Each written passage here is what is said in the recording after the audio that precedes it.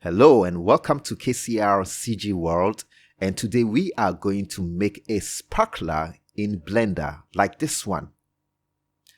I love sparklers and all things that glow with light, and this is why I'm creating one for my first recorded tutorial. So stay with me on this one. There are tons of other useful techniques you will learn along the journey.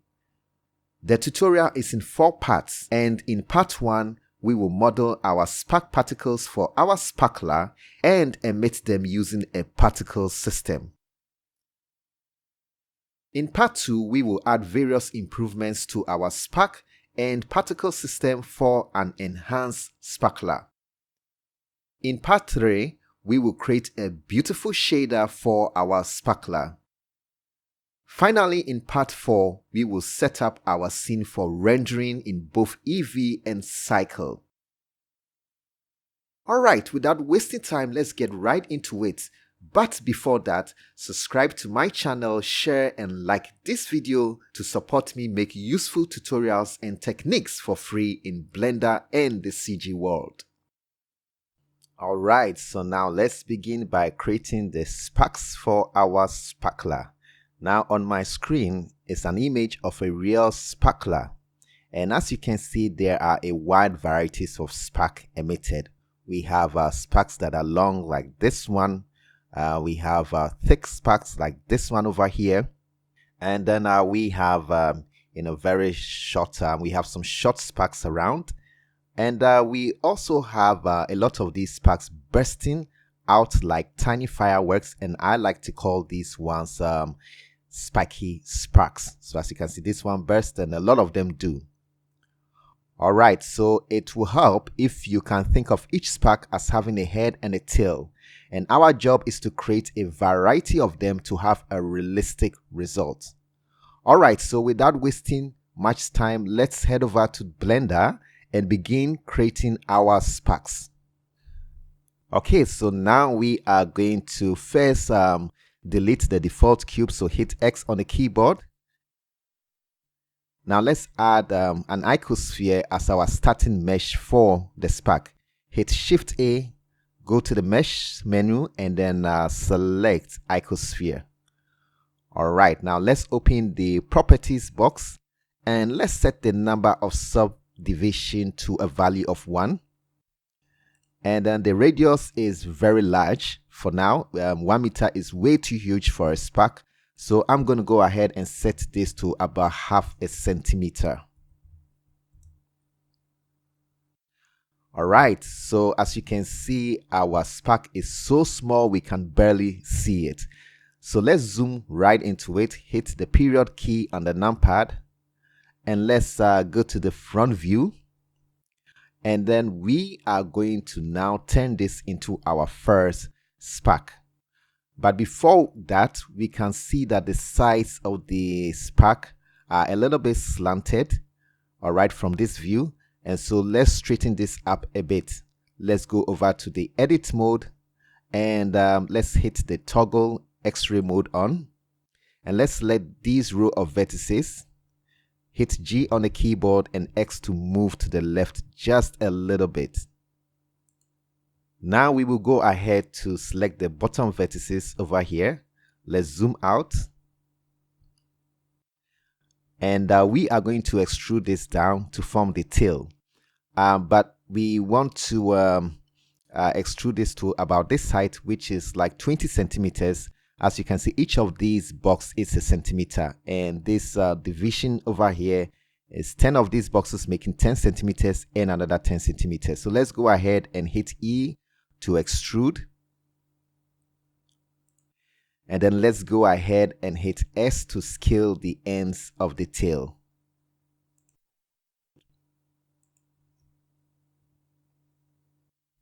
Alright, so now we have finished creating our first spark, so hit tab to come to the object mode and let's rename this. Let's give it a much more convenient name. I'm going to go ahead and call this spark_A. So hit F2 on the keyboard and let's type spark_A and enter. Alright, so now it is time to create another spark, and this time around we are going to create our first spiky spark. Let's go ahead and duplicate the first spark. Make sure it is selected, hit Shift D, and let's move it 10 centimeters to the right. All right, so now let's zoom into the head, and to form our spikes, we are going to extrude some of the faces on this head. We want to make sure we select faces on different sides of the head, and those pointing in different directions. Some are pointing downwards, like this face over here. Let me switch to the face mode. And as you can see, this face is pointing downwards. This one is pointing upwards. So we would go ahead and select about 4 faces because we want to create our low number of spikes first. So let's select this one over here. And let's select this one. Sorry, I selected the wrong one. Okay, let me deselect this one. Okay, then let's select this one over here and select this one facing upwards, which is on the opposite side of this. All right, so let's switch over to the top view and let's hit Alt E to extrude out our spike. Choose extrude individual faces, and there we go. All right, I think a length of this I think a length for this spike is quite okay. Now, as you can see, the bottom spikes look longer than the upper left ones. They are all the same length anyway, but the reason why the upper left looks shorter is because they are moving more in the Z direction, and since we are viewing this from the top, they will definitely appear shorter, but they are all the same length as you can see. Now let's go ahead and then scale in the ends of the spike. Let's make sure individual origin is selected. Hit S on the keyboard and let's scale the ends in. Now, as you can see, the lengths are the same, and this will make our work look unrealistic. So we want to adjust the length, make them different. So let's go ahead and do this. First of all, let's go to the object mode, and what we want to do is to select the ends and scale them towards the head. We can do that by first setting the 3D cursor to the middle of the head and then choosing our transform pivot point to the 3D cursor. All right, so hit Shift S and choose cursor to selected, and as you can see, the 3D cursor is aligned to the position of the origin, which is already in the middle of the head. Now let's head over to the edit mode, select this face over here, and let's scale that one downwards, but make sure we have the 3D cursor first selected. Let's scale this one, and let's scale this one a bit more, and then probably scale this one a little bit up. All right, now I think our first spiky spark is looking great, and it is time to create another one. But before that, let's make sure we rename this one. So hit F2, and then let's type spiky spark underscore. Let's add low and 4 because we have 4 conspicuous spikes, and let's add A. All right, so now we will go ahead and create 3 more sparks for the low number of spikes. To do this, I'm going to head over to the front view again and then select our first spark, hit Shift D, and let's duplicate this to about 10 centimeters from this other one. All right, now I chose to base the new spiky spark on the first one rather than the second one because I wanted to extrude different set of faces from this particular one. All right, so I want to go through the entire process of selecting new faces again. So let me go ahead and then do this right now. Let me select this one over here, and this one, and then this one over here. Sorry, let me select one pointing upwards. Let's make sure we select the correct one. No, we didn't. Undo and then select this one here. Let me toggle off the X-ray mode to help me with the selection. So let me select this one over here and then select this one over here. All right, as you can see, I have selected 2 pointing upwards and 2 pointing straight ahead or downwards. All right, now let's head over to the top view again and let's extrude this out. Hit Alt E on the keyboard. Let's extrude individual faces. And let's make sure we have the individual origins selected, and let's reduce the scale of the ends of the spikes. And now what we want to do is to vary the length of the spike. We want to make 3 conspicuous and 1 less conspicuous. So I'm going to go ahead and then this time around, rather than use the 3D cursor to scale the length of the spikes, I'm just going to set the transform orientation to normal, and then go to the edit mode, select the ends. Let me first toggle to X-ray mode to help with my selection. All right, let's select this one over here, and now we are going to transform the face to make the spike longer or shorter by using the G and Z shortcut keys to constrain our transform in the face normal direction. Great. All right, so this is less conspicuous, and let me make sure the scale at the ends is almost 0. So I hit S and 0 and enter. All right, so now let's vary the length of these spikes. So GZ to make this a bit long. All right, then GZ to shorten this a bit more. Okay, so we have another spark. Let's go ahead to rename this one to Spiky Spark. Again, we are dealing with a low number of spikes, so let's enter low, and then we have 3 spikes that are conspicuous, and once again let's add A to the end of the name. Now I think I'm not too pleased about the size of the head of my sparks. I need to reduce this further, so I'm going to go ahead and select the heads of all of them, then scale them down a little bit. So let's select all 3 and go to the edit mode, and let's make sure we select only the faces on the sparks, the faces on the head of the sparks, sorry. So I deselected this again, so let me select it again, and let's add this to it, and let's scale this to 0.6. All right, so now we are going to repeat this process for the other 2 remaining low number of spiky sparks that I want to create. I'm going to make this a little bit more faster, so I will just go ahead and duplicate this spiky spark version, and then what I want to do is just reduce the length of the spike for about 2 of them, so that we have only 2 conspicuous spikes.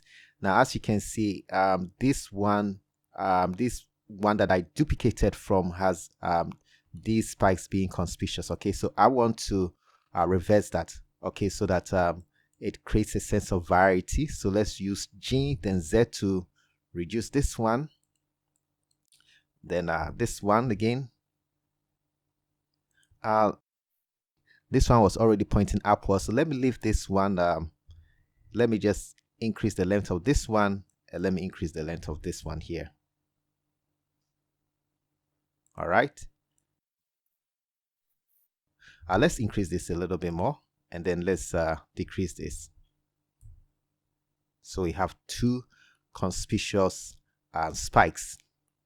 All right, so now let me go ahead and then rename this one. So hit tab, and then let's hit F2, and let's call this Spiky Spark Low 2, because we have 2 conspicuous spikes.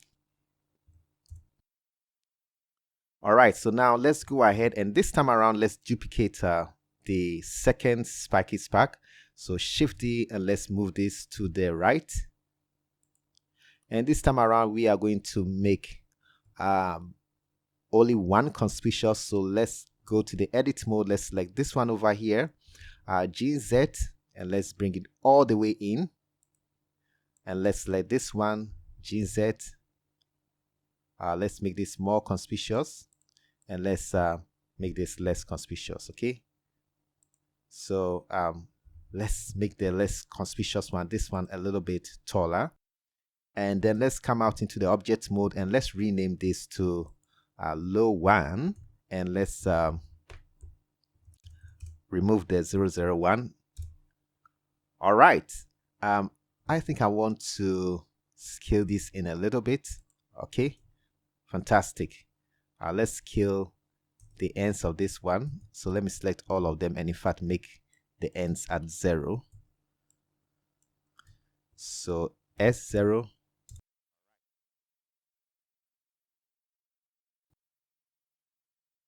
Okay, so now we are going to create another set of sparks.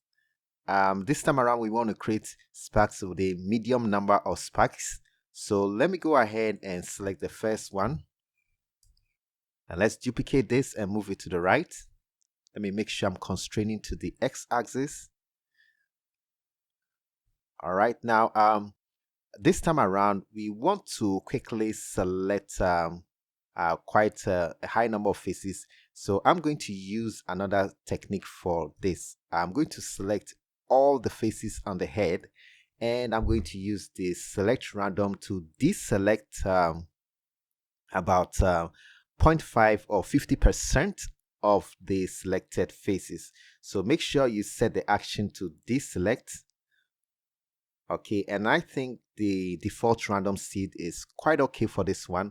Let's head over to the top view again by hitting 7 on the numpad and Alt E, and let's extrude the faces again. All right, so now let's scale in the ends of the face. Okay, and so right now I'm just going to go ahead and then select some of the faces and then move, adjust the length of them.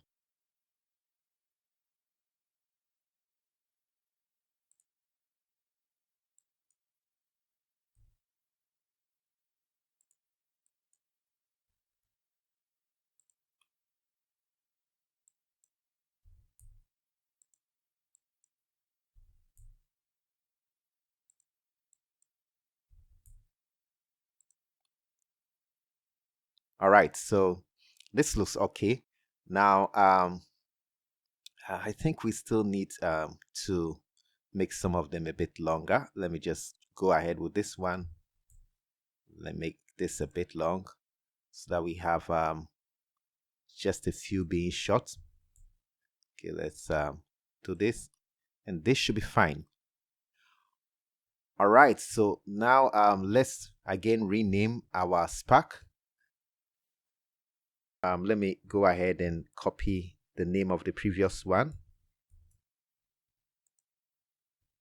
Let's paste.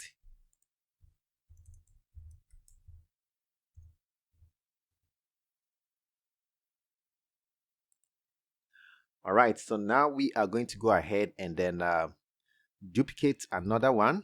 Let's select this one over here. Let's do Shift D and constrain to the x-axis. Place that one over here. Let me set the 3D cursor right in the middle of this because we will use that for scaling out the spikes. Okay, so let me go ahead and do my select random, and this time around let's change the C to another value. All right, I think 5 is okay. Let's head over to the top view and let's hit Alt E, extrude individual face, and there we go. All right, so now let's hit scale and taper the ends again. Now what I want to do is to randomly deselect some of these spikes and then scale in those that are remaining. So let's go ahead and choose select random again, and we want just a few of them. So since we are deselecting, let's decrease the number or the percentage or ratio of those being deselected. So I'm going to go ahead with 0.3 and let's use the scale. But first of all, let's set our transform pivot point to the 3D cursor, and then we can scale these guys in. All right. And now we can just go ahead and begin to scale randomly. Okay. So let's scale this one just a bit here. Let's scale this out a bit. All right. I think this looks good. So let's come out and then rename our spark. Let's call this one medium 02. All right. So we have finished with a medium number of spikes.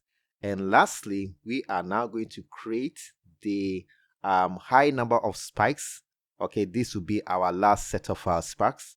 So before we do that, the number of faces on the icosphere we created will not be enough for this high number of spikes. So what I'm going to do first of all is to create another icosphere and increase the subdivision to a value of 2. All right, now before doing this, let's set the 3D cursor back to the center of the viewport. So hit Shift C. All right, and let's go to Shift A, Mesh, and Icosphere. And let's set this to 0.5 centimeters. And as you can see, the default subdivision of 2 is what we are going to use. Okay, now let's zoom in again and go to the front view. Let's zoom out a little bit. But before that, let's select our bottom vertices to extrude out the tail. Okay, zoom out a bit and extrude and scale the ends. But I have to set this to individual origins. All right, let's scale. Now let's do a duplicate. Okay, we're going to create 2 of them. So let's duplicate this one, place it over here. And we're going to use the same technique we used to select the previous sparks. So let's make sure we are in face mode, select all the phases, go to select random. And let's set this to 0.5. And then let's go with 1. Or let's go with 2 and try that out. Let's hit 7 on the keyboard to go to the top view and Alt E to extrude individual phases. This looks great. So let's again scale the ends of the spikes.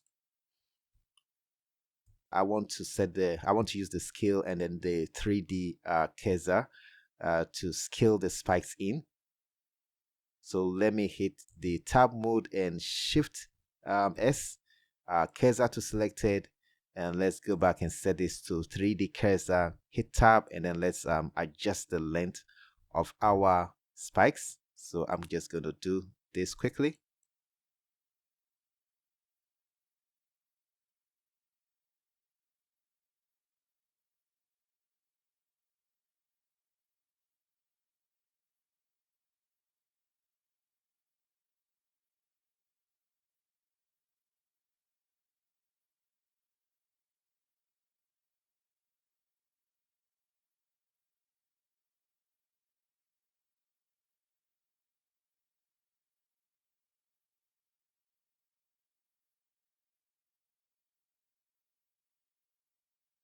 All right, so now we are going to go ahead and select the last one, which is this one, and make sure we are not selecting the first pack we created.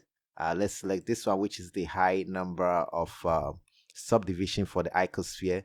Let's move this to the extreme right, and let's go to tab mode and select all the phases here, and let's go to select random, and this time around we want to deselect less phases so that we have more phases to extrude. So hit 0.4 for the ratio, and let's change I think this default radius should be okay, but let's go to 7 and let's see how that looks.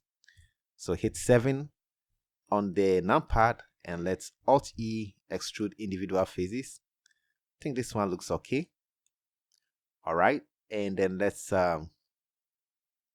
scale in the origins, the ends of the spikes.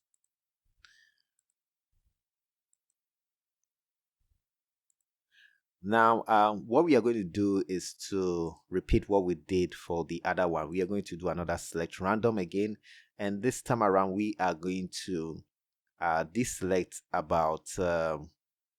We are going to deselect 0.4. Yes, let's go ahead with 0.4 so that we select less, and then we are going to scale them in.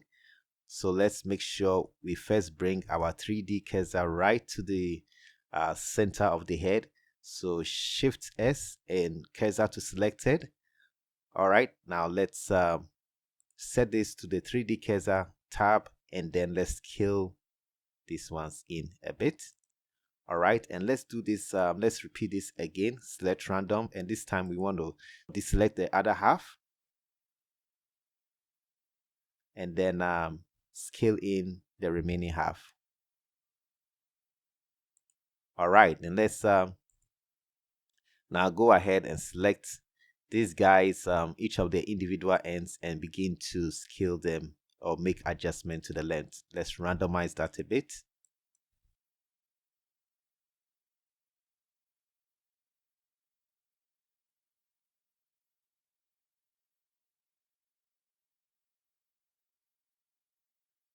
And I think we are okay with this length. And then if you have time, I suggest that try to create more varieties of each of these types. All right, but I think I'm quite good with this. So let's go ahead and rename our sparks. Let me just copy the name of the previous one, and let's paste this here, and let's replace the medium with high for high number of spikes, and let's replace this with 0, 1.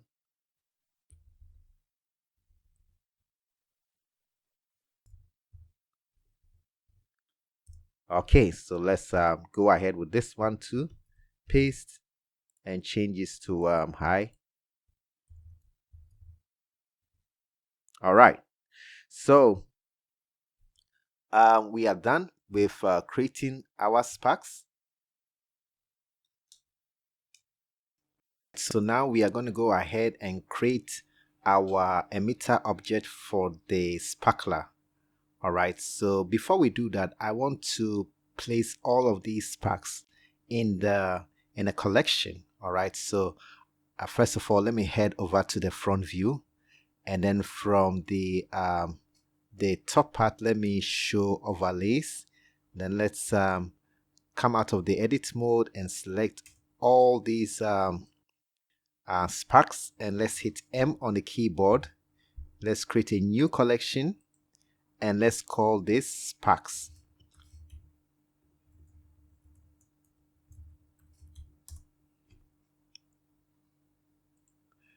All right, fantastic. So now we are going to go ahead and move the 3D cursor to the center of the viewport, and also move our particles away from the center of the viewport just a little bit so that we can create our emitter object there.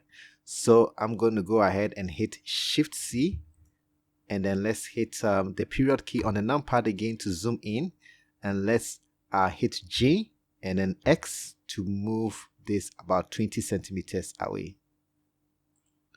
Okay, this is great. Now let's go ahead and hit Shift A to add a new icosphere.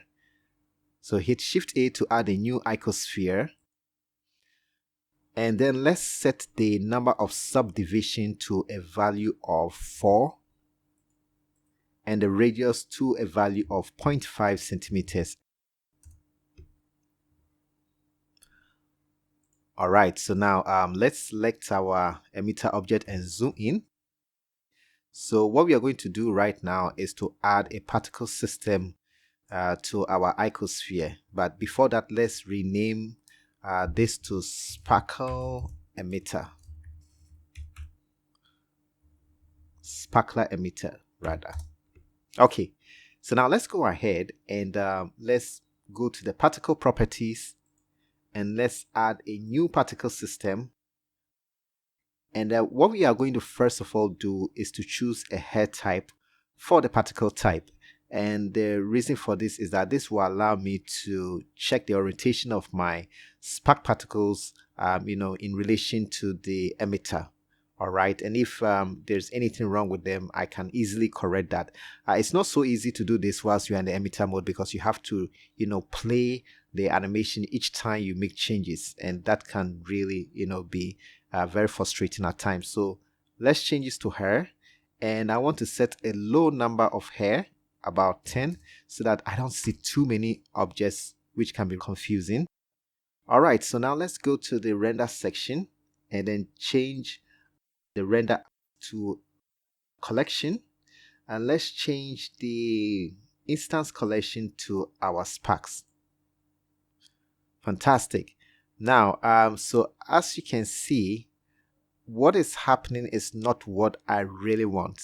The particles seems to have their head in the emitter and their tails coming out. Okay, I want this to be different. I want the tails to be on the emitter and then the heads coming up.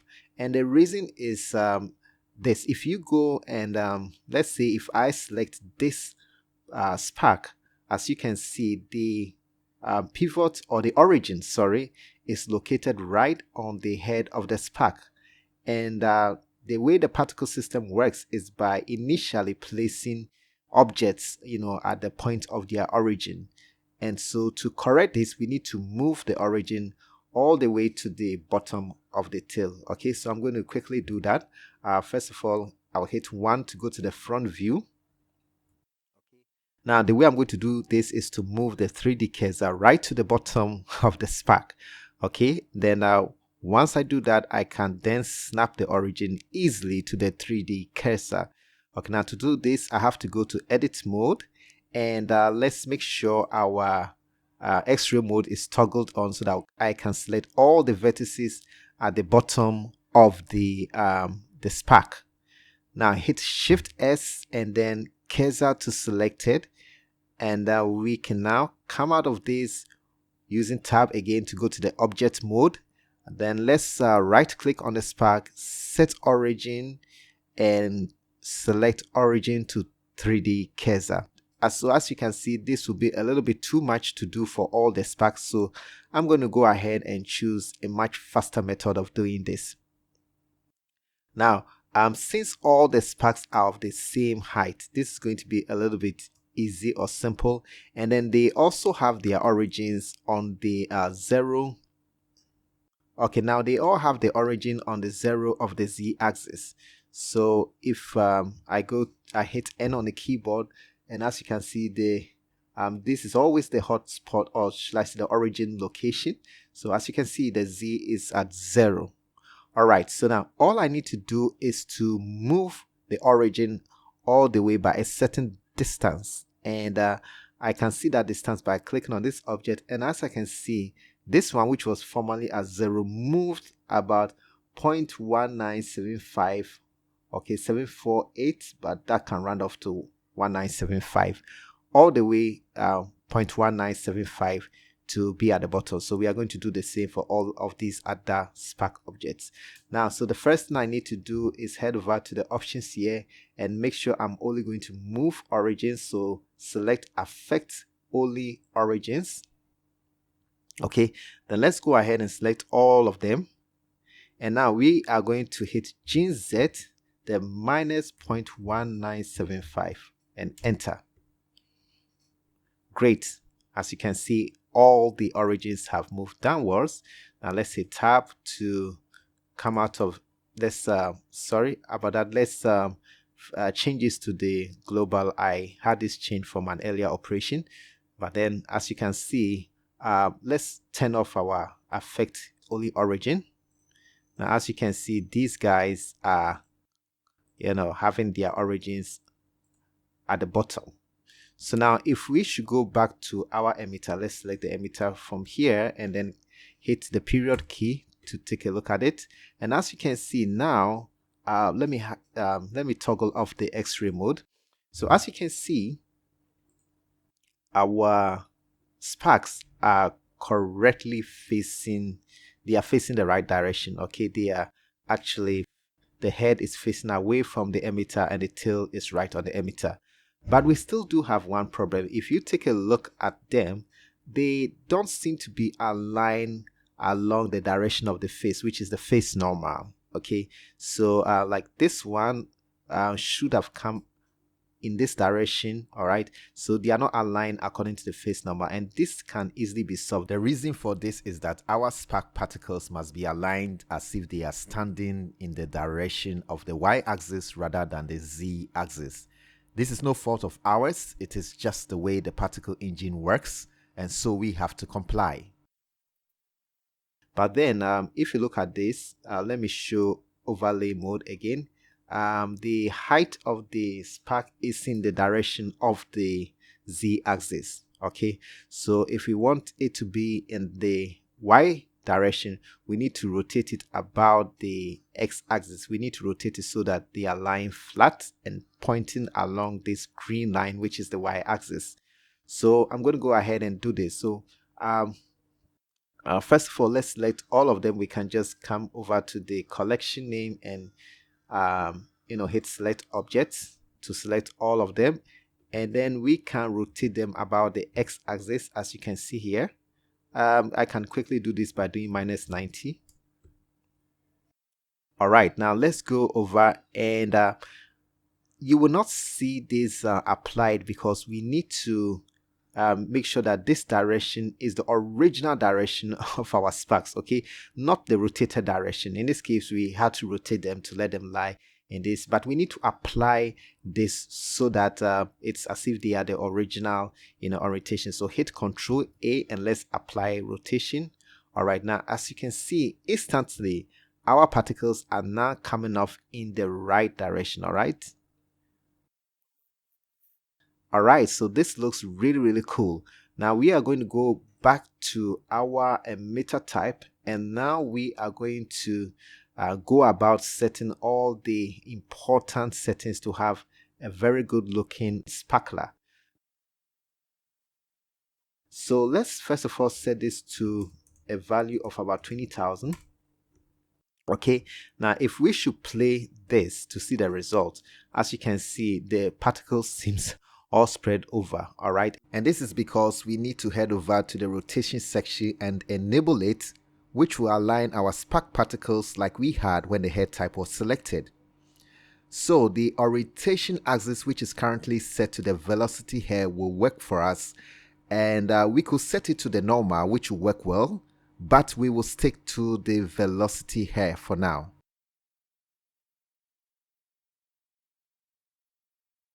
All right, so that if we should play this, as you can see, this is great. Now we need to do some few corrections to make this look really good. So first of all, what we need to do is to reduce the life. As you see, sparks don't last this very long, and spark also have a lot of variety in them. So for instance, some of them will last a bit long, some of them very short, and then you're gonna have some of them moving faster, some of them a bit slower, and then also some of them going to be larger or not. So I'm going to have to adjust these values and then randomize them a bit. So first of all, the lifetime, let's set this to a value of about 3. All right, and let's randomize this to 1. Then for the rotation, I will want to do this. Let's set this to a value of 1 so that it will rotate the particles about their height. And let's move over to velocity, which is here, and let's limit this to about 0.5 meters per second, and let's also randomize this to a value of 0.5 meters per second. All right, so now let's go ahead all the way to our render section, and let's scale this to about the value of 0.1, and then let's also randomize this. Good, so that we have different different lengths for our sparks. Now I'm going to go ahead and then just play this again and what the effect. All right, this looks good, but I think yes, something looks a bit strange here, and this is because if we head over to our field weights, our gravity is turned on, and so the particles sort of like don't move up that easily, and we don't need gravity for this. Let's just set it to 0, and let's play this again. Okay, this looks way better, way much cooler. All right, so we are going to end this first part of the lesson by doing a viewport rendering. Okay, and so before we do that, let's position our view of this spark so that we don't see these sparks objects here. We'll later, take them off, when we put them in another collection. But for now, let's just go ahead and hide the overlay. All right, and then what we want to do is to add an emission shader to both the sparks and then the emitter object. Okay, so I'm going to go ahead and add a new window for the I always have challenges doing this. Okay, this is good. All right, now let's change this to the shader editor. Okay, so let's first of all make sure our spark is selected, so we can do that from the the scene collection. Now let's select one of the spark objects we created, and let's hit new on the material tab, and let's delete our default principal BSDF. Let me undo. I accidentally deleted also the material output. So let's just delete this one. Shift A, and let's go to shader, and let's add an emission shader. All right, and let's join the output of the emission to the input surface, and let's set the strength of this to about 10. Oh, great. Now we want to apply this to all the other sparks. Okay, we want to apply this to all of them.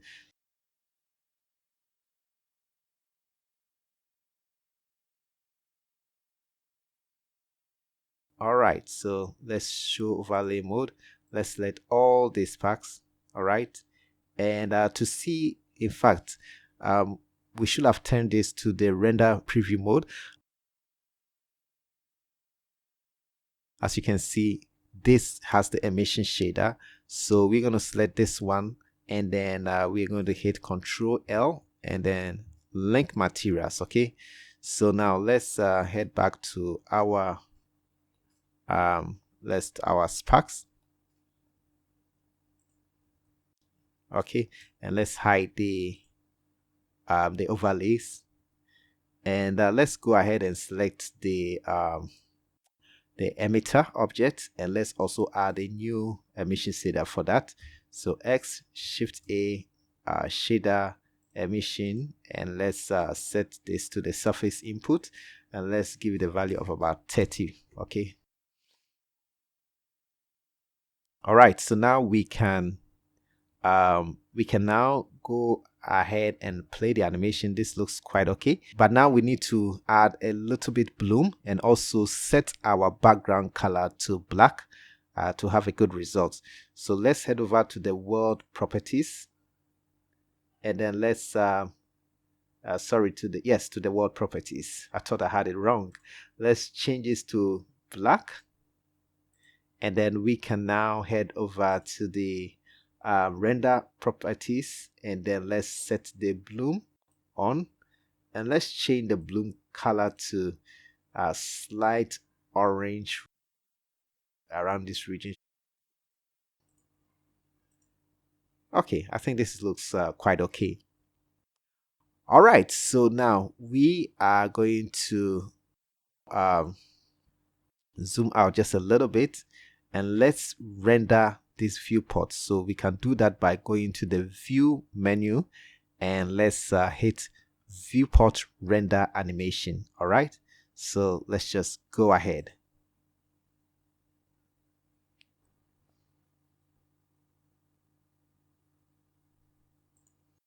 Okay, so our render is complete, And before I go ahead, let me just say that I forgot to do a little bit of correction. As you can see, our particles last only up to the 200 frame, and so we want to set this to 200. Okay, and let's go ahead and do another viewport rendering again. All right, so let me just move this a little bit down, and let's choose viewport, then viewport render animation.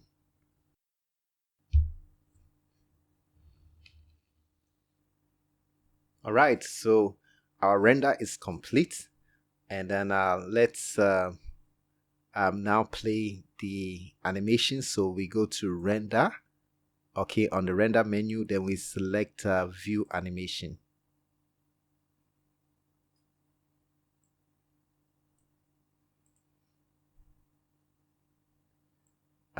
This will play fast. I think it's trying to cache the frame, but when it is done, it will play fast. Okay, so as you can see, yes, this is how our spackler looks. And then so we have come to the end of this first tutorial. As you can see, the spackler looks great, but there is still a lot of work to do. So in the next lesson, we are going to make our spackler look much more realistic and better than this. Thank you for watching this tutorial. Please subscribe to my channel and like this video to support me. I see you in the next video.